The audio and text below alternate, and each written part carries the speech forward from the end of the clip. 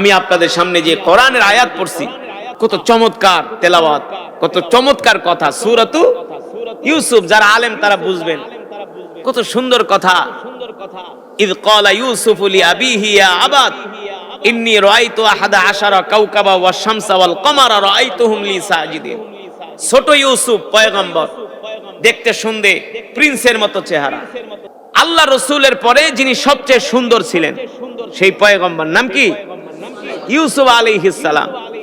এই ইউসুফ আলাইহিস সালাম তার বাবাকে বলতেছে, আব্বা, বাবা, আমি রাতে ঘুমাইছিলাম, স্বপ্ন দেখি আহাদা আশারা কাওকাবা ওয়াশ শামসা ওয়াল কমার, চন্দ্র সূর্য মিলা 11 জন আমার পায়ে সেজদা দিতেছে।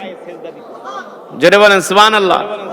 তার পায়ে সেজদা দেওয়া মানে কি? তিনি নবী, তিনি পয়গম্বর। ডাক দিয়া বললেন তার বাবা ইয়াকুব আলাইহিস সালাম যে, বাবারে, তুমি যেটা স্বপ্ন দেখছো এই স্বপ্নের কথা তুমি তোমার ভাইদের কাছে বলবা না। বললে কিন্তু তোমার ভাইয়েরা তোমার বিরোধী, তারা তোমাকে পছন্দ করে না, কারণ তাদের মধ্যে দ্বীন নাই। তোমার ক্ষতি করবে, তোমাকে ক্ষতি করার চেষ্টা করবে। সাবধান, ভাইদের কাছে এই কথাগুলো বলো না। শেষ পর্যন্ত ঠিকই পয়গম্বর ইউসুফকে নিয়ে তার ভাইয়েরা মরুভূমির মধ্যে ফেলে দিয়ে আসছে, মরুভূমির মধ্যে, কূপের মধ্যে ফেলে দিয়ে আসছে। যখন পয়গম্বর ইউসুফ আলাইহিস সালামকে তার বাবা ওই ভাইদের কাছে দিলেন, ভাইরা যখন কূপের মধ্যে পয়গম্বরকে ফেলে দিল, আর তো পয়গম্বরের দেখা পায় না। পয়গম্বর ইয়াকুব আলাইহিস সালাম সন্তানের শোকে, সন্তানের কষ্টে কান্না করতে করতে পয়গম্বর ইয়াকুব আলাইহিস সালাম শেষ পর্যন্ত অন্ধ হয়ে গেছিলেন। অন্ধ, শেষ পর্যন্ত তিনি অন্ধ হয়ে গেছেন। কারণ এত সুন্দর একজন সন্তান, আবার যিনি ছিলেন নবী, ওই সন্তানকে হারায়া বাবা পাগল পারা হয়ে গেছেন। এই কথা দ্বারাই বোঝা যায় একজন বাবা তার সন্তানকে কতটা ভালোবাসে, না? একজন সন্তান তার বাবাকে কতটা ভালোবাসে, একজন বাবা তার সন্তানকে কতটা ভালোবাসে। আল্লাহু আকবার। মুসলমান, পরবর্তী আমি যে আয়াত পড়েছি, আল্লাহ তাআলা বলতেছেন, ওয়া কাদা রাব্বুকা আল্লা তা'বুদু ইল্লা ইয়াহু ওয়া বিল ওয়ালিদাইনি ইহসানা ইম্মা ইয়াবলুগান্না ইনদাকাল কিবারা আহাদুহুমা আও কিলাহুমা ফালা তাকুল লাহুমা উফফি ওয়া লা তানহারহুমা ওয়া কুল লাহুমা কওলান কারীমা واخفض لهما جناح الذل من الرحمة وقل رب ارحمهما كما ربياني صغيرا الله أكبر। আল্লাহ রাব্বুল আলামিন বলতেছেন, এ দুনিয়ার মানুষ শুনে রাখো, আমি আল্লাহ সিদ্ধান্ত দিতেছি, আমার রবের সিদ্ধান্ত হলো তোমরা একমাত্র ইবাদত করবা আমার। কার ইবাদত? আরো জোরে বলেন, একমাত্র তোমরা ইবাদত করবা আল্লাহ তাআলার। আল্লাহ তাআলা ছাড়া কারো ইবাদত করা যাবে না। আল্লাহ তাআলা ছাড়া কারো সামনে এই কপাল, এই মাথা ঝুঁকানো যাবে না। ঠিক কিনা বলেন? আল্লাহ তাআলা বলতেছে, বান্দারে, আমি আল্লাহ তোমাকে যেই কপাল দিছি, এই কপাল দিয়া তোমরা একমাত্র আমাকে সিজদা করবা। কোন মানুষের পায়ে সিজদা দিতে পারবে না, কোন গাছের কাছে যায় সিজদা দিতে পারবে না, কোন মাছের কাছে, কোন আগুনের কাছে, সূর্যের কাছে সিজদা দিতে পারবে না। একমাত্র এই সিজদার মালিক হলাম আমি আল্লাহ। ঠিক কিনা বলেন? আল্লাহ তাআলা বলছেন, একমাত্র ইবাদত করবা আমার, আমার সাথে তোমরা কাউকে শরীক করবা না। আল্লাহ তাআলা বলেন, ইন্নাল্লাহা লা ইয়াগফিরু আন ইউশরাকা বি, তোমরা যদি আমার সাথে কাউকে শরীক করো, আমার সাথে শিরক করো, আমি আল্লাহ সব গুনাহ মাফ করে দিব, কিন্তু শিরকের গুনাহ মাফ করব না। ঠিক কিনা বলেন? পরের আয়াতে আল্লাহ তাআলা বলতেছেন, এ দুনিয়ার মানুষ সাবধান, যখন তোমাদের মা বাবা বৃদ্ধ হয়ে যাবে, তোমরা মা বাবার সাথে কখনো খারাপ আচরণ করবা না, মা বাবাকে ধমক দিয়া কথা বলবা না। কাকে? আল্লাহ তাআলা বলতেছেন, উফি ওয়ালা তানহারহুমা ওয়া কুল লাহুমা কওলান কারীমা, যখন মা বাবা বৃদ্ধ হয়ে যায়, মা বাবার সাথে ধমক দিয়া কথা বলবা না, মা বাবার সাথে কোমল ভাষায় কথা বলবা, নরম ভাষায় কথা বলবা।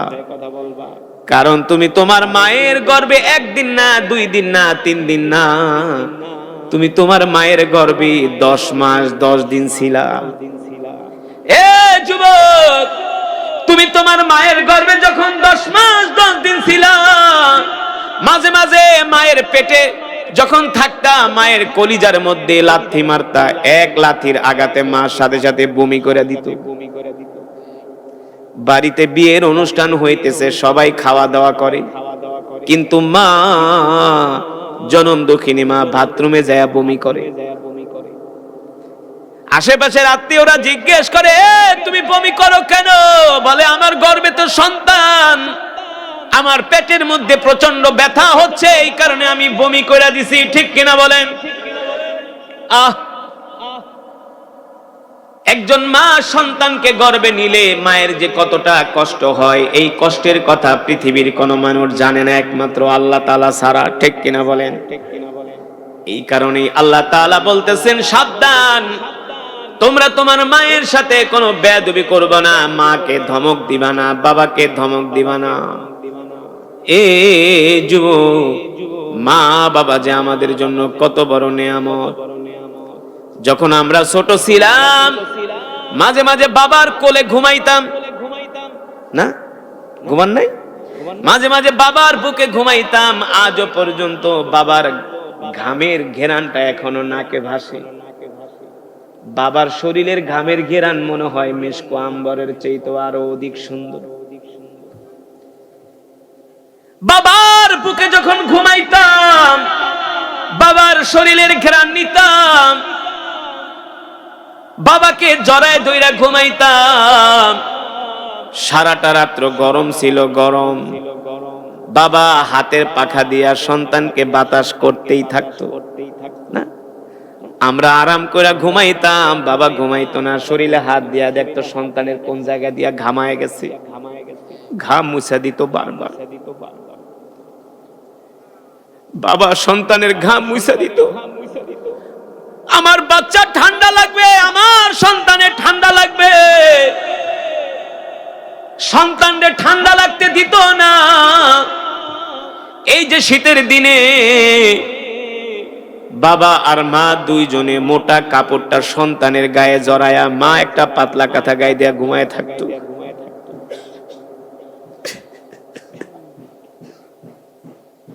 সন্তানের ঠান্ডা লাগতে দিত না। আর যদি সন্তান অসুস্থ হয়ে যেত, বাবা পাগল হয়ে যাইতো, কোন সময় সন্তানকে ডাক্তারের কাছে নিয়ে যাইব। কাদের ভিতরে বসায়া, কোলের ভিতরে বসায়া বাবা হসপিটালে দৌড় দিত। অথচ বাবার গায়েও জ্বর, বাবাও অসুস্থ, কিন্তু বাবা নিজে ডাক্তার না দেখায়া সন্তানকে ডাক্তার দেখাইতো। ঠিক কিনা বলেন? আল্লাহ তাআলা কোরআনুল কারীমের মধ্যে সে কথাই বলছেন, সাবধানে দুনিয়ার মানুষ, তোমাদের মা বাবা যখন বৃদ্ধ হয়ে যাবে, তখন মা বাবার সাথে ধমক দিয়া কথা বলবা না, মা বাবার সাথে খারাপ আচরণ করবা না, মা বাবার মনে কষ্ট দিবা না। তুমি যদি তোমার মাকে বাবাকে ধমক দাও, আর তোমার ধমক শুনে যদি তোমার মা আর তোমার বাবা উফ শব্দ করে, কি শব্দ? উফ শব্দ করে। আসমানের মালিক, জমিনের মালিক বলে, এই উফ শব্দের আওয়াজ দুনিয়ার জমিনে থাকে না, আল্লাহর আরশ পর্যন্ত পৌঁছায়া যায়। আল্লাহ তাআলার আরশ পর্যন্ত উফ শব্দের আওয়াজ পৌঁছায়া যায়। এই কারণে আল্লাহ তাআলা বলছেন, তোমরা তোমাদের মা বাবার সাথে সুন্দর আচরণ করবা। মা বাবা বৃদ্ধ হয়ে গেলে অনেক সময় কানে কম শুনে। এক কথা মা বাবারে 2-3 বারও বলতে হয়, মা বুঝে না, বাবা বুঝে না। কিছু সন্তান আছে মা বাবারে ধমক দেয়, দেখি দেয় না, বলে এতবার কথা কই তুমি বুঝো না কেন? আল্লাহর নবী বলে, না না না, মা বাবারে ধমক দিবা না, তোমার মা বাবা যখন বৃদ্ধ হয়ে যায় আস্তে আস্তে তাদের শ্রবণ শক্তি কমে যায়, এই কারণে কানে কম শুনে। যখন তোমার মা বাবা কথা বলে তখন তুমি তোমার কানটা তোমার মায়ের মুখের কাছে নিয়ে দাও, যাতে তোমার মা আস্তে কথা বলে, বাবা আস্তে কথা বলে, যাতে তাদের কষ্ট না হয়। আল্লাহু আকবার। এই পৃথিবীর জমিনে যদি কোনো সন্তান মা আর বাবাকে কষ্ট দেয়, আল্লাহর নবী বলেন খাসিরাত দুনিয়া ওয়াল আখিরা, আর দুনিয়াও বরবাদ আখিরাতও বরবাদ। কোন সন্তান যদি মা বাবার মনে কষ্ট দেয়, আর কোন ইবাদত আল্লাহর দরবারে কবুল হবে না, কবুল হবে না। ও যুবক মুসলমান, আল্লাহ তাআলা পরবর্তী আয়াতে বলতেছে, বান্দা মা বাবা বৃদ্ধ হয়ে গেলে তো মা বাবাকে কষ্ট দিবাই না, মা বাবার সাথে সুন্দর আচরণ করবা। যখন ওই মা বাবা ইন্তেকাল করবে, واخفض لهما جناح الذل من الرحمة وقل رب ارحمهما كما ربياني صغيرا। তোমার মা বাবা ইন্তেকাল করলে মা বাবার জন্য দোয়া করবা, রব্বির হামহুমা কামা রব্বায়ানি সগীরা। আল্লাহু আকবার। আয় আসমানের মালিক, জমিনের মালিক আল্লাহ, আমরা ছোটবেলায় যখন ছোট ছিলাম মুখে খাবার নিয়ে খেতে পারতাম না, মা খাওয়াই দিত, বাবা হাত দিয়ে খাওয়াই দিত, ঠিক কিনা বলেন? বাবা যদি কোনো অনুষ্ঠানে যাইতো, একটা মিষ্টির পোটলা একটা বিরিয়ানির পোটলা পাইলে বাবা খাইতো না, অথচ বাবার পেটে কিন্তু ক্ষুধা। খাইতো? বাবা খাইতো না। ওই মিষ্টির পোটলা জিলাপির প্যাকেটটা নিয়ে বাড়িতে দৌড়ায় আইসা ওই প্যাকেটটা খুইলা, বাবারও কিন্তু পেটে ক্ষুধা, বাবা খায় না, আগে সন্তানরে খাওয়া।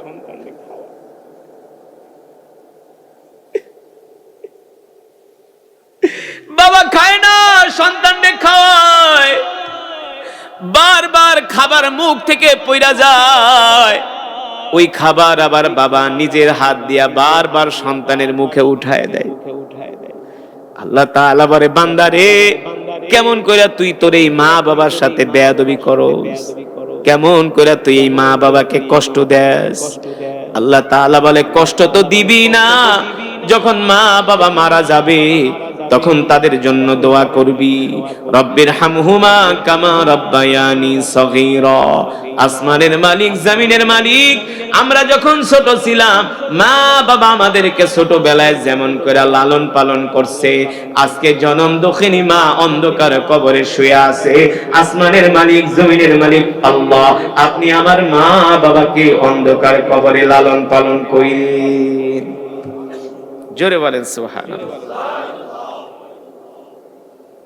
কিতাবের মধ্যে আসছে, আমিরুল মুমিনিন খলিফাতুল মুসলিমিন হযরত ওমর রাদিয়াল্লাহু তাআলা আনহু মুসলমানদের খলিফা। মুসলমানদের কে? হযরত ওমর বাইতুল্লাহ কাবা শরীফের সামনে বসে আছে, বাইতুল্লাহর সামনে বসে আছে হযরত ওমর। একজন যুবক তার মাকে কাঁধে বহন করায়া কাঁধের ভিতরে উঠায়া বাইতুল্লাহ তওয়াফ করতেছে। একজন যুবক, তার মা বৃদ্ধ, হাঁটতে পারে না, শাইখুন কবীর, একেবারে বয়োবৃদ্ধ মা, হাঁটতে পারে না, চলতে পারে না। ওই মাকে কাঁধে বহন করায়া যুবক কাবা শরীফ তওয়াফ করতেছে, বাইতুল্লাহ চক্কর দিতেছে, তাওয়াফ করতেছে। এই দৃশ্য দেখে হযরত ওমরের চোখ দিয়া ঝরঝর করে পানি পড়তেছে, যে একজন মাকে সন্তান কাঁধের ভিতরে উঠায়া বাইতুল্লাহ তওয়াফ করাইতেছে। বাইতুল্লাহ যখন তওয়াফ শেষ হয়ে গেল, হযরত ওমর ডাক দিছে, তাআলা ইয়া শাবাব, এই যুবক এদিকে আসো, তোমার কাঁধে যিনি ইনি কি? যুবক বলতেছে, হিয়া উম্মি, সে আমার মা। মিন আইনা জিনা, কোত্থেকে আসছো তোমরা? বলে, জিতু মিনাল ইয়ামান, জিনা মিনাল ইয়ামান ইলা মক্কা, আমরা ইয়ামেন থেকে মক্কায় আসছি।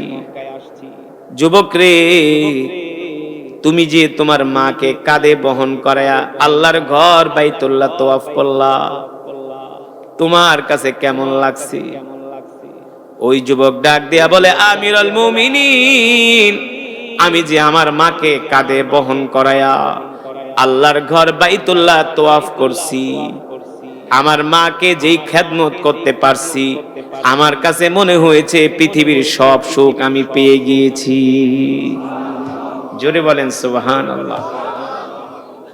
এই কথা শোনার পরে হযরত ওমর বলে, যুবক, এ যুবক, আল্লাহ তোমার উপর রহম করুন, আল্লাহুম্মা আরহাম, আল্লাহুম্মা গফির, আল্লাহ তোমার উপর রহম করুক, আল্লাহ তোমার উপর দয়া করুক। এবার যুবক ডাক দিয়া বলে, আমিরুল মুমিনিন, আমি কি আপনাকে একটা প্রশ্ন করব? হযরত ওমর বলে, করো, কি প্রশ্ন করবা? আমিরুল মুমিনিন, আপনি তো দেখতেছেন আমি আমার মাকে কাঁধের ভিতরে বহন কইরা শুধু বাইতুল্লাহ তওয়াফ করছি। শুধু আমি বাইতুল্লাহ তওয়াফ করি নাই, আমি আমার মাকে কাঁধে বহন করায়া সেই ইয়ামান থেকে মক্কা পর্যন্ত আসছি। আর জোরে বলেন সুবহানাল্লাহ। আমি আমার মাকে কাঁধে বহন কইরা সেই ইয়ামান থেকে মক্কায় আসছি, শুধু বাইতুল্লাহ তওয়াফ করাই নাই। এখানে আমি আমার মায়ের খেদমত শেষ করি নাই, ইয়ামান থেকে আমি আমার মাকে কাঁধে উঠায়া কাঁধে বহন করায়া মক্কা পর্যন্ত আসছি। আমিরুল মুমিনিন, আপনি আমাকে একটা প্রশ্নের উত্তর দেন। হযরত ওমর বলে, কি প্রশ্ন, কি প্রশ্ন? ওই যুবক বলে, হযরত ওমর, আমিরুল মুমিনিন, আমি যে আমার মাকে ইয়ামেন থেকে মক্কা পর্যন্ত কাঁধে বহন কইরা আনলাম, আল্লাহর ঘর বাইতুল্লাহ তওয়াফ করলাম, আমার মাকে কাঁধে বহন করায়া তওয়াফ করাইলাম, আমিরুল মুমিনিন, আমি কি আমার মায়ের হক আদায় করতে পারছি কিনা? হযরত ওমর চোখের পানি ছাইরা দিয়া বলে, এ যুবক, তুমি মনে করছো তোমার মাকে ইয়ামান থেকে কাঁধে কইরা বাইতুল্লাহ আনছো, মাকে কাঁধে উঠায়া আল্লাহর ঘর বাইতুল্লাহ তওয়াফ করাইছো, তুমি কি মনে করছো তুমি তোমার মায়ের হক আদায় কইরা ফালাইছো? হযরত ওমর বলে, না না না না, যদি তুমি তোমার গায়ের চামড়াটা জুতা বানায়া ওই জুতা যদি তোমার মায়ের পায়ে পরিধান করায় দাও, তারপরেও কোনোদিন মায়ের ঋণ শোধ করতে পারবা না। সুবহানাল্লাহ বলবেন না? তারপরে তোমরা তোমার মায়ের হক আদায় করতে পারবা? এই হলো মা, যার মর্যাদা দিয়েছেন কে? আরো জোরে বলেন কে? মায়ের পায়ের নিচে সন্তানের বেহেশত, ঠিক কিনা বলেন? আল্লাহর নবী বলেন, হুয়া জান্নাতুকা ওয়া নারুকা, হুয়া জান্নাতুকা ওয়া নারুকা, হুয়া জান্নাতুকা ওয়া নারুকা। এ সাহাবীরা, তোমাদের মাই হলো তোমাদের জন্য জান্নাত, আবার তোমাদের মাই হলো তোমাদের জন্য জাহান্নাম। যদি মাকে সন্তুষ্ট করতে পারো, তাহলে আল্লাহ তোমাদেরকে এর প্রতিদান দিবে জান্নাত। আর যদি মা বাবার সাথে বেয়াদবি করো, তাহলে পাবা জাহান্নাম, ঠিক কিনা বলেন? মা বাবা সন্তানের জন্য কত বড় নিয়ামত। এই পৃথিবীর সব পর হয়ে যায়, মা কোনোদিন পর হয় না, ঠিক কিনা বলেন? স্ত্রীও পর হয়ে যায়, কিন্তু মা কোনোদিন পর হয় না। ভাইও পর হয়ে যায়, মা কোনোদিন পর হয় না। বোন পর হয়ে যায়, মা কোনোদিন পর হয়, কোনোদিন পর হয় না। 2017 সনের একটা ঘটনা। আমার এলাকার একজন যুবক মালয়েশিয়ায় থাকে। 2017 সনে আমি যখন মালয়েশিয়া একটা প্রোগ্রামে যাব, ওই মহিলা শুনছে, আমার এলাকার একজন মহিলা, আমার পাশেই বাড়ি, তার সন্তানও মালয়েশিয়া থাকে, কিন্তু ওই সন্তান মায়ের কোনো খোঁজ খবর রাখে না। মালয়েশিয়া যাওয়ার পরে স্ত্রীর নামে অ্যাকাউন্ট করে দিয়ে গেছে, মায়ের নামে অ্যাকাউন্ট করে নাই। কত বড় কুলাঙ্গার! মায়ের নামে অ্যাকাউন্ট করে নাই, স্ত্রীর নামে অ্যাকাউন্ট করে দিয়া মালয়েশিয়া চলে গেছে। 2 বছর পরে ওই স্ত্রী আবার পাশের বাড়ির আরেক ছেলের লাগে ভাইগে গেছে। টাকা পয়সা যা পাঠাইছে মালয়েশিয়া থেকে, অ্যাকাউন্ট তো স্ত্রীর নামে, টাকা তো আইছে স্ত্রীর কাছে, মায়ের কাছে তো আর টাকা আসে না, স্ত্রীর কাছে টাকা আসছে। ওই স্ত্রী আবার পাশের বাড়ির আরেক ছেলের সাথে পরকীয়া সম্পর্ক কইরা ভাইগা গেছে। এই কথা শোনার পরে যুবক বিদেশের মাটিতে আরো অসুস্থ হয়ে পড়ছে, মন ভেঙে গেছে, কষ্ট পাইছে, এক পর্যায়ে সে অসুস্থ হয়ে গেছে কষ্ট পাইতে পাইতে। তারপরেও মায়ের সাথে কোনো যোগাযোগ করে না। কিন্তু মা শুনতে পারছে স্ত্রী যখন অর্থ সম্পদ নিয়ে ভাইগা গেছে, এই খবর শোনার পরে তার সন্তান অসুস্থ হয়ে গেছে, কিন্তু সন্তান তো আর মায়ের সাথে যোগাযোগ করে না। এখন আমি যেহেতু দেশের বাইরে যাব, ওই মা আইসা বলে, বাবারে তুমি তো মালয়েশিয়া যাইবা, যাইয়া দেখো আমার সন্তানটা কেমন আছে, শুধু আমাকে একটু খবর জানাইবা, কারণ আমার কলিজার টুকরা মালয়েশিয়ায় ভালো নাই, সে নাকি অসুস্থ হয়ে গেছে। আমি বলি, কেন, আপনাকে কি আপনার সন্তান ফোন করে না? বলে, না বাবা, আমার সন্তান আমার খোঁজ খবরও নেয় না। যখন মালয়েশিয়া গেলাম, ওই সন্তানের সাথে আমার সাক্ষাৎ হলো। এমন বদনসিব, ওই সন্তানের একবারও মায়ের কথা জিজ্ঞেস করলো না, একবারও জিজ্ঞেস করলো না। আমি তাকে প্রশ্ন করলাম, যেই মা তোমার জন্য প্রতিনিয়ত চোখের পানি ফেলে তোমার জন্য কাঁদে, ওই মায়ের কথা কি একবারও মনে পড়লো না? তার ভিতরে কোনো অনুভূতি নাই? এমন সন্তান এই জমিনে আছে কি আছে না? নাই। মা বাবার খোঁজ খবর রাখে না। ওই যে স্ত্রীর নামে অ্যাকাউন্ট করে খাইছে ধরা, আর এক ছেলের সাথে ভাইগা চলে গেছে, এখন স্ত্রী নাই। এই কথা শুনে অসুস্থ হয়ে গেছে। কিছুদিন পরে আমি যখন দেশের বাড়িতে আসলাম, ওই মহিলা আবার আমার সাথে আইসা আমার বাড়ির এক কোণার ভিতরে দাঁড়ায় থাকে, যে কখন আমি বের হব, আমাকে ধইরা জিজ্ঞেস করবে তার সন্তানটা কেমন আছে। অথচ সন্তান তো একবারও মায়ের কথা জিজ্ঞেস করে নাই। এই কথা যদি আমি মহিলাকে বলি, তাহলে আরো কষ্ট পাবে কি পাবে না? যখন আমি ঘর থেকে বের হলাম, মহিলা আমার সামনে আইসা দাঁড়াইলো, আমাকে বলে, হুজুর একবার একটু বলেন আমার কলিজার টুকরা সন্তানটা মালয়েশিয়ায় কেমন আছে। আমি একবার চিন্তা করলাম, আমি বলবো যে আপনি তো আপনার সন্তানের জন্য খাওয়া দাওয়া বন্ধ করে দিয়েছেন, কিন্তু আপনার সন্তান তো একবারও আপনার কথা জিজ্ঞেস করে নাই। এই কথা শুনলে তো মহিলা আরো কষ্ট পাবে। আমি বললাম, না, আমি তাকে শুধু এতটুকু সান্ত্বনা দিলাম, আপনি আপনার সন্তানের জন্য দোয়া করেন, আপনার সন্তান ভালো আছে।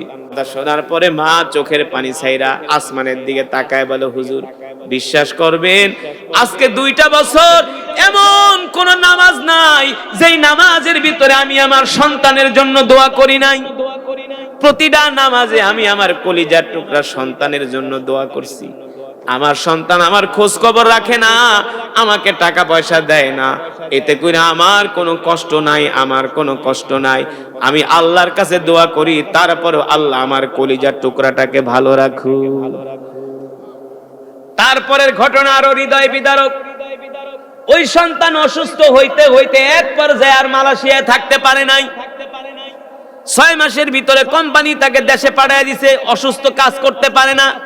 ওই যে বউ চলে গেছে আর এক ছেলের সাথে, এই খবর শোনার পরে আস্তে আস্তে করে সে অসুস্থ হয়ে গেছে। অসুস্থ হইতে হইতে এমন পর্যায়ে গেছে, বিছনায় পড়ে গেছে, এখন আর কোনো কাজ করতে পারে না।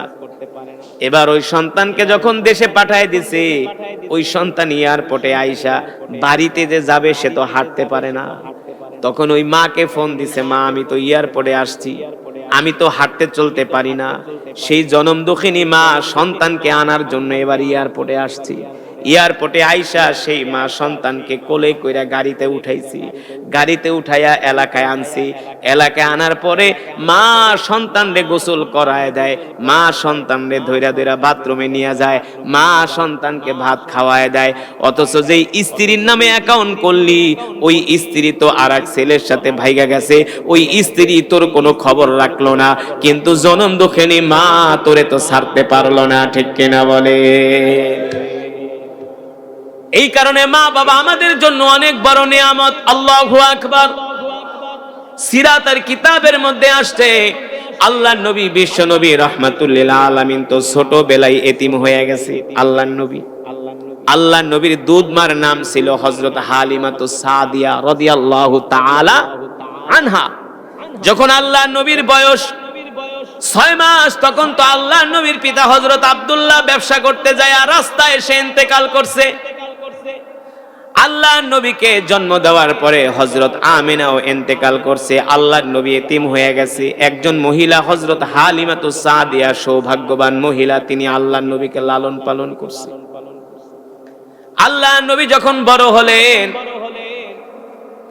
সাহাবায়ে কেরামদের সংখ্যা যখন বাড়তে লাগলো, মাঝে মাঝে হযরত হালিমাতুস সাদিয়া আল্লাহর নবীর দরবারে আসতেন। এই বৃদ্ধ মহিলাকে অনেক সাহাবী চিনত না। হযরত হালিমাতুস সাদিয়া আল্লাহর নবীর দরবারে আসলে বৃদ্ধ মহিলা হালিমাতুস সাদিয়াকে দেখলে আল্লাহর নবী বসা থাকলে তার সম্মানে দাঁড়ায়া যাইতেন। আল্লাহর নবী তার সম্মানে দাঁড়িয়ে যেতেন। বৃদ্ধ মহিলা হযরত হালিমাতুস সাদিয়া আল্লাহ রাসূলের হুজরায় যখন ঢুকতেন, আল্লাহর নবীর সামনে শত শত বড় বড় সাহাবীরা বসা। হযরত আবু বকর, ওমর, ওসমান, আলী, তালহা, জুবাইর রাদিয়াল্লাহু তাআলা আনহুদের মতো বড় বড় জলিল কদর সাহাবীরা আল্লাহর নবীর সামনে বসা। কিন্তু ওই বৃদ্ধা মহিলা হালিমাতুস সাদিয়া আসলে আল্লাহর নবী তার সম্মানে দাঁড়ায় যাইতেন। শুধু তার সম্মানে দাঁড়াইতেন না, আল্লাহর নবীর চাদর মোবারক ওই বৃদ্ধা মহিলা হালিমাতুস সাদিয়ার জন্য বিছায়া দিত। বলতো, আপনি আমার চাদরের উপরে বসেন। হযরত হালিমাতুস সাদিয়া লাঠি ভর দিয়া আল্লাহর নবীর চাদর মোবারকে বসতো। হালিমাতুস সাদিয়া তো বৃদ্ধ হয়ে গেছে, জোরে জোরে কথা বলতে পারতো না, আস্তে আস্তে কথা বলতো। আল্লাহর নবীর শুনতে কষ্ট হইতো। এই কারণে আল্লাহর নবী হযরত হালিমাতুস সাদিয়া কথা বললে আল্লাহর নবী আগায়া যায় নবীজির কান মোবারক হযরত হালিমাতুস সাদিয়ার মুখের কাছে রাখতেন। আর বিনয়ের সাথে হযরত হালিমাতুস সাদিয়ার কথাগুলো আল্লাহর নবী শুনতেন। প্রতিটা কথার উত্তর আস্তে আস্তে আস্তে আস্তে ভেঙে ভেঙে কোমল ভাবে দিতেন। আল্লাহু আকবার। সাহাবায়ে কেরাম এই দৃশ্য দেখতো, একজন বৃদ্ধা মহিলাকে আল্লাহর নবী এত সম্মান করেন। যখন হালিমাতুস সাদিয়া আল্লাহর নবীর মজমায় আসতো, তখন আল্লাহর নবী সব বাদ দিয়া দিতেন, তার কথাগুলো শুনতেন। কারণ তিনি তো ছিলেন দুধমা হযরত হালিমাতুস সাদিয়া। যখন এই বৃদ্ধা মহিলা চলে যাইতো, আল্লাহর নবী আবার দাঁড়ায়া তার লাঠি ধইরা তাকে একেবারে ঘর থেকে দূর পর্যন্ত আল্লাহর নবী তার হাত ধরে ধরে আগায় দিত। হযরত সাহাবায়ে কেরাম প্রশ্ন করলেন, ওগো আল্লাহর নবী, আপনি তো রাহমাতুল লিল আলামিন, আমরা তো আপনার জন্য জীবন দিতে পারি, আমরা তো আমাদের জীবনের চেয়ে আল্লাহর নবীকে ভালোবাসি, কিন্তু আল্লাহর নবী আমরা তো চিনলাম না। এই যে একজন বৃদ্ধা মহিলা আপনার দরবারে আসলে আপনি আপনার নিজের চাদরটা তার জন্য বিছায়া দেন, আপনি যার সম্মানে দাঁড়ায় যান, এই মহিলাকে তো আমরা চিনলাম না, উনি কি? আল্লাহর নবী বলে, সাহাবীরা রে, যেই বৃদ্ধা মহিলা আমার বাড়িতে আসে, আমার দরবারে, আমার হুজরাখানায় আসে, তোমরা তো জানো না আমি ছোটবেলায় এতিম হয়ে গেছিলাম, ছোটবেলায় এতিম হয়ে গেছিলাম, আমার মাও ছিল না, বাবাও ছিল না। এই বৃদ্ধা মহিলা হযরত হালিমাতুস সাদিয়া, তিনি ছিলেন আমার দুধ মা, তিনি আমাকে ছোটবেলায় লালন পালন করছি। এই কারণে যখন হালিমাতুস সাদিয়া আমার দুধ মা আমার ঘরে আসে, আমি আমার দুধ মার জন্য হালিমাতুস সাদিয়ার সম্মানে দাঁড়ায়া যাই। আল্লাহর নবী হযরত হালিমাতুস সাদিয়াকে এত সম্মান করতেন, ভালোবাসতেন। ও মুসলমান, শুধু এখানেই শেষ না। আল্লাহর নবী রাহমাতুল লিল আলামিন, বয়স যখন আল্লাহর নবীর একেবারে 50-এর কোঠায়, একদিন আল্লাহর নবী ঘরের মধ্যে শুয়া শুয়া শিশু মাসুম বাচ্চার মতো ঢুকরে ঢুকরে কান্না করতেছেন। শিশু বাচ্চারা যেভাবে কান্না করে আল্লাহর নবী সেইভাবে কান্না করতেছেন। আম্মা জানা আয়েশা রাদিয়াল্লাহু তাআলা আনহা ডাক দিয়া বলেন, লিমা তাবকি ইয়া রাসূলুল্লাহ সাল্লাল্লাহু আলাইহি ওয়াসাল্লাম, নবী গো, আপনার কি কষ্ট হচ্ছে? আপনি অসুস্থ নাকি? আপনার কি হয়েছে? আপনাকে তো কোনোদিন এইভাবে ঢুকরে ঢুকরে কান্না করতে দেখি নাই, ছোট মাসুম বাচ্চার মতো কান্না করতে দেখি নাই। ওগো আল্লাহর নবী, আমি কি আপনার মনে কষ্ট দিছি নাকি? আপনি বলেন, আপনি কেন এইভাবে কান্না করেন? আপনাকে তো কোনোদিন এমন কইরা কান্না করতে দেখি নাই। এমন কি কষ্ট, এমন কি দুঃখ আপনার মনে, আমি আয়েশার কাছে আপনি বলেন, আমি আপনার মনের দুঃখগুলো দূর করার চেষ্টা করব। আল্লাহ নবী ডাক দিয়া বলে, আয়েশা পারবা না, পারবা না, পারবা না, আমার মনের দুঃখ তুমি দূর করতে পারবা না। আম্মা জান আয়েশা রাদিয়াল্লাহু তাআলা আনহা ডাক দিয়া বলেন, গো আল্লাহর নবী কেন পারবো না, কি হয়েছে, কি হয়েছে? আল্লাহ নবী ডাক দিয়া বলে, আয়েশা রে, আজকে আমার জনম দুঃখিনী মা হযরত আমিনার কথা মনে পড়তেছে। আল্লাহু আকবার। আমি আমার মায়ের কথা এত বেশি মনে পড়তেছে, আমি নবী সইতে পারি না। আমি ছোটবেলায় আমার মাকে হারাইছি, সেই জনম দুঃখিনী মায়ের কথা মনে পড়তেছি। ওই মায়ের কথা মনে পড়ার পরে আয়েশা, দুনিয়ার কোনো কিছু আমার কাছে ভালো লাগে না। এই কারণে আল্লাহ নবী বলে, উম্মত সাবধান, সাবধান, মাকে কষ্ট দিবা না, বাবাকে কষ্ট দিবা না। যুবকরে, যদি তুমি তোমার মায়ের মনে কষ্ট দিয়া থাকো, আজকের মাহফিলের পরেই দৌড়ায়া বাড়িতে যাও, যায়া মায়ের পা ধরো, বাবার পায়ে ধইরা মা বাবার থেকে ক্ষমা নাও, মা বাবার কাছে মাপ চাও।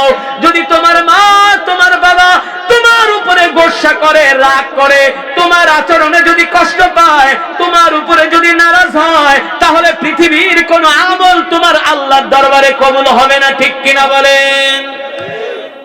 কিন্তু আমরা মা বাবার মনে অহরহ কষ্ট দিই, মা বাবার খোঁজ খবর রাখি না। এই কারণে আল্লাহ নবী বলে, উম্মত সাবধান, সাবধান, সাবধান, মা বাবার সাথে বেয়াদবি করবা না, মা বাবার হক আদায় করবা, মা বাবার যা প্রয়োজন মা বাবাকে দিবা, মা বাবার ঘরে দরজার সামনে যায় মা বাবার সাথে আস্তে আস্তে কথা বলবা, বিনয়ের সাথে কথা বলবা। যদি তোমার মা তোমার উপর খুশি হয়ে যায়, যদি তোমার বাবা তোমার উপর খুশি হয়ে যায়, যুবক মনে রাখবা, আরশের মালিক, আসমানের মালিকও তোমার উপর খুশি হয়ে যাবে। ঠিক কিনা বলেন? এই কারণে আমরা আমাদের মা বাবাকে হৃদয় দিয়া ভালোবাসবো, কলিজা দিয়া ভালোবাসবো। রাজি আছেন তো ইনশাআল্লাহ? মা বাবার মনে কষ্ট দিবেন না। যদি মা বাবাকে সন্তুষ্ট করে মরতে পারেন, এই দুনিয়া ছাড়তে পারেন, দুনিয়া ছাড়ার পরে কোনো চিন্তা নাই, কোনো টেনশন নাই, কোনো ভাবনা নাই।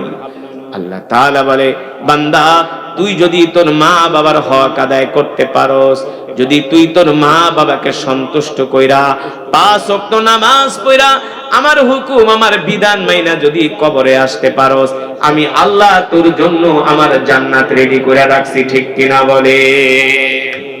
ওই সন্তানই সবচেয়ে বেশি মা বাবাকে কষ্ট দেয়, যে সন্তান ঠিকমতো নামাজ পড়ে। কথা কয়? কোন মাদ্রাসার ছাত্র, কোন আলেম আজ পর্যন্ত শুনছেন যে মা বাবার সাথে বেয়াদবি করছে? পাইবেন না, দেখাইতে পারবেন না। কিন্তু জাহাঙ্গীরনগর ইউনিভার্সিটি অধ্যাপক, আজকে তিনি বৃদ্ধাশ্রমে থাকেন, বৃদ্ধাশ্রমে থাকেন। ছেলে থাকে আমেরিকা, অস্ট্রেলিয়া। নিজের যত সম্পদ, সব সম্পদ ছেলের নামে লেখা দিছে, মেয়ের নামে লেখা দিছে। ছেলে অস্ট্রেলিয়া, মেয়ে আমেরিকা, বাবার খবর রাখে না। বাবা কি করবে? এখন বাবা যায়া বৃদ্ধাশ্রমে দিন কাটায়। এর চাই তার আশ্চর্যজনক ঘটনা, একজন বৃদ্ধ পত্রিকায় আসছে, বয়স 70, তিনি একটা ব্যাংকের ম্যানেজার ছিলেন। ঢাকায় 3টা বাড়ি, কয়টা? 3টা 5তলা বাড়ি বাড্ডায়। বাবা অসুস্থ হয়ে গেছে, বাবাকে হসপিটালে নিবে তো দূরের কথা, চিকিৎসা করাবে তো দূরের কথা। ডাক্তারকে বলছে, ডাক্তার আপনাকে আমি বেশ কিছু টাকা পয়সা দেই, আপনি আমার বাবার এমন একটা ইনজেকশন মারেন যাতে বাবা তাড়াতাড়ি মরে যায়, তাড়াতাড়ি মারা যায়, তাহলে তো সে সম্পদের মালিক হয়ে যেতে পারে। আজকে যে আমাদের সন্তানরা আমাদের সাথে খারাপ আচরণ করে, এর জন্য অনেকটা আমরাই দায়ী, কারণ আমরা আমাদের সন্তানদেরকে ধর্মীয় শিক্ষা দেই না। কেউ বলতে পারবেন না আজ পর্যন্ত কোন আলেম কোন মুহাদ্দিস, কোন মুফাসসির, কোন মসজিদের ইমাম তার মাকে কষ্ট দিছে। আমরা যখন স্কুল মাদ্রাসায় পড়তাম, আমাদের ওস্তাদরা শিখাই দিত বাড়িতে যাওয়ার পরে মায়ের কাপড় ধুইয়া দিবা। কি শিখাই দিত? আমাদেরকে শিখাই দিত মায়ের কাপড় ধুইয়া দিবা। হ্যাঁ, মাদ্রাসা থেকে যখন ছুটিতে বাড়িতে আসতাম, মায়ের কোনো কাজ করতে দিতাম না, মায়ের কাপড় ধুইয়া দিতাম। মা অনেক দূর থেকে পুষ্কুনি থেকে পানি আনতে যাইতো, ওই পানির কলস নিজের মাথায় বহন করে মাকে আগায় দিতাম। বাবাকে বাজারের ব্যাগ হাতে নিতে দিতাম না, বাজারের ব্যাগ নিজের কাঁধে উঠাইতাম। বাবার জুতা সোজা করে দিতাম। বাবা গোসল করতে যেত, বাবার গামছা, বাবার লুঙ্গি নিয়ে দাঁড়ায় থাকতাম। এখন কি সন্তানরা বাবাকে এইভাবে খেদমত করে? করে না। 100-র ভিতরে 5 জনও পাবেন না এইভাবে মা বাবার খেদমত করে না। কোন রকম বিদেশ থেকে একটু টাকা পয়সা পাঠায়া মা বাবার কোন রকম দায় সারা কোন রকম হক আদায় করার চেষ্টা করে। এই জন্য আমরাই দায়ী। আমাদের সন্তানদেরকে যদি আমরা ধর্মীয় শিক্ষায় শিক্ষিত করতাম, তাদেরকে যদি কোরআন শিখাইতাম, আল্লাহর দ্বীন শিখাইতাম, তাহলে তাদের অন্তরের ভিতরে ভয় আসতো। আমি যদি দুনিয়ার জমিনে আমি আমার মা বাবার সাথে বেয়াদবি করি, মা বাবাকে কষ্ট দেই, মা বাবা আমার কিছু করতে পারলো না, কিন্তু আসমানের মালিক তো আমাকে ছাড়বে না। ঠিক কিনা বলেন? আসমানের মালিক তো আমাকে ছাড়বে না। কত মুরব্বী বৃদ্ধ আছে, বয়স হয়ে গেছে 60-70, এখনো বাবার সাথে কথা বলে না। নাই? দাড়ি পেকে গেছে, 70 বছর বয়স হয়ে গেছে, 60 বছর, এখনো বাবার সাথে ঝগড়া, বাবার সাথে কথা কয় না। কেন? আমি আমার বাবার সাথে কথা বলবো না। তোমারে নালে 2-4 করা জমিন কমই দিছে, 2-4 কাঠা জমি কমই দিছে। তুমি তোমার বাবার উপরে রাগ করার অধিকার তোমারে কে দিছে? সম্পদের মালিক তো তুমি না, সম্পদের মালিক তোমার বাবা। সম্পদের মালিক তোমার বাবা। তুমি তোমার বাবার উপর রাগ করতে পারো না। এক সাহাবী মুসলমান হয়ে গেছে, মা হইল কাফের।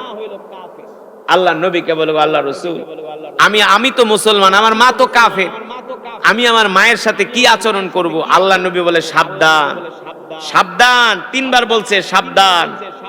তুমি মুসলমান, তোমার মা কাফের, তাতে কি হইছে? কিন্তু মায়ের সাথে বাবার সাথে খারাপ আচরণ করা যাবে না। এই কারণে বাবারা 5 ওয়াক্ত নামাজ পড়বেন জামাতের সাথে, তাকবীরুল্লাহর সাথে। হারাম খাবেন না, হালাল খাবেন।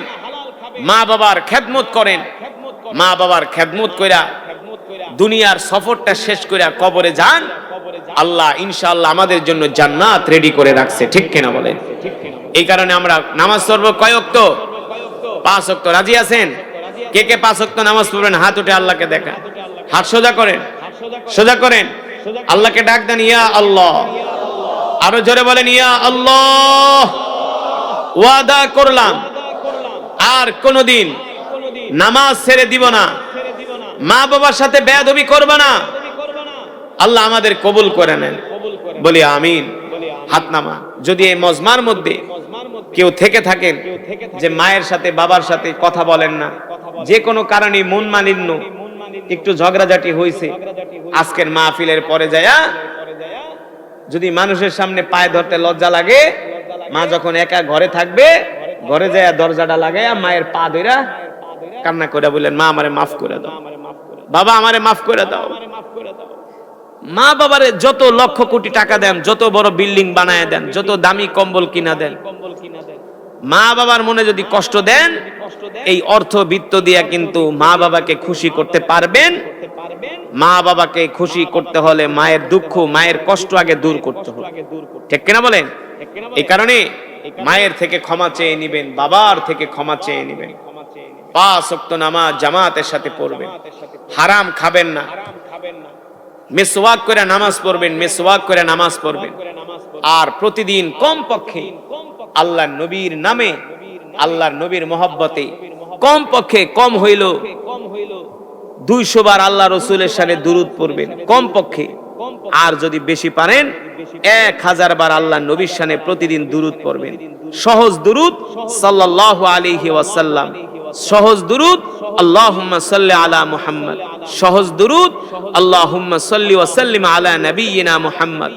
যদি আপনি আল্লাহ রাসূলের নামে দৈনিক 1000 বার দুরূদ শরীফ পড়তে পারেন, ইন্তেকালের আগে আল্লাহ রাসূলের সাথে ঘুমের ঘরে আল্লাহ রাসূলের জিয়ারত নসিব হয়ে যায়। ঠিক না? তো এই মাহফিলে যারা আসছেন সকলে এক খতম করে করে কোরআনুল কারীমের সওয়াব পেয়েছেন। আমরা আল্লাহ তাআলার কাছে দোয়া করি, আল্লাহ এই খতমে কোরআনের সওয়াব আমাদের মা বাবার কবরে পৌঁছায় দেন, আমাদের দাদা দাদির কবরে পৌঁছায় দেন, বলি আমিন।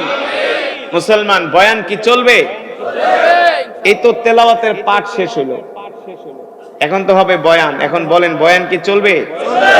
কিন্তু আমি যে তেলাওয়াত করেছি, আপনারা যদি এর অর্থগুলো জানতেন তাহলে পুরো তেলাওয়াতটাই কিন্তু একটা বয়ান, পুরো তেলাওয়াতটাই একটা মেসেজ আপনাদের জন্য, একটা বয়ান।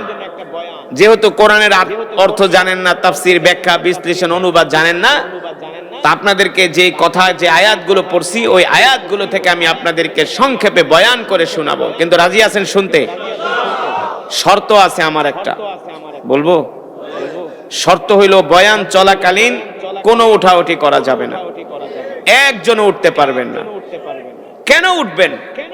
ওয়াজ মাহফিলে আসলেই ওঠাউঠি করেন, চায়ের দোকানে বসে তো আর ওঠেন না, ওই সময় তো বিড়ি টানতেই থাকেন, বিড়ির পাশা মুখের ভিতরে ঢুকায় টানতেই থাকে, পারলে একসাথে 3-4টা টান মারে, 3-4টা ঢুকায়।